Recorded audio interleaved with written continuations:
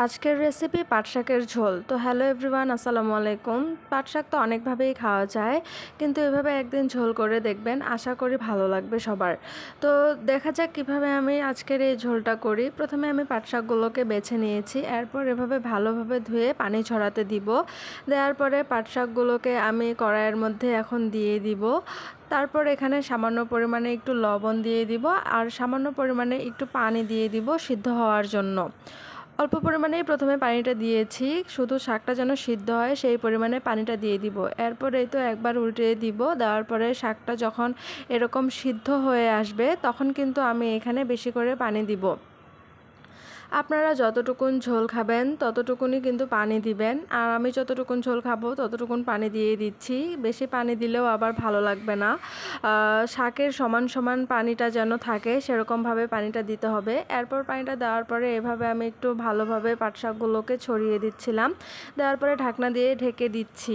দেওয়ার পরে 5-7 মিনিট পরে ঢাকনা তুলে এখন আমি শাকগুলোকে একটু এরকম করে নেড়েচেড়ে দিব, যেন ঝোলটা আমার পিছলা হয়।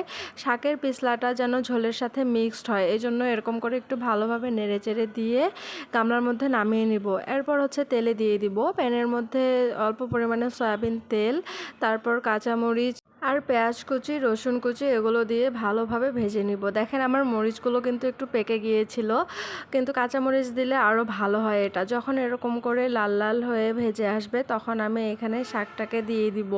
আর শাকটা দেওয়ার সাথে সাথেই কিন্তু একটু ঢাকনা দিয়ে ঢেকে দিতে হবে, নাহলে আবার সেন্টটা চলে যাবে। এই তো এরকম করে দেওয়ার পরে আমি ঢাকনা দিয়ে ঢেকে দিব। আবার কিছুক্ষণ পরেই কিন্তু আমি ঢাকনাটা তুলে নিব।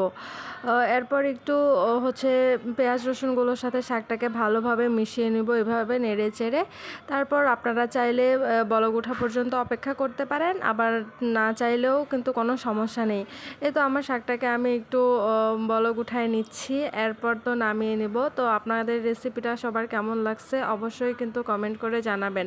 আর সবাই কিন্তু এভাবে একদিন ট্রাই করবেন। এই শাকের সাথে কিন্তু আলু ভর্তাটা অনেক ভালো লাগে, চাইলে আলু ভর্তাও করে নিতে পারেন আপনারা। তো সবাই ভালো থাকবেন, সুস্থ থাকবেন, আল্লাহ হাফেজ।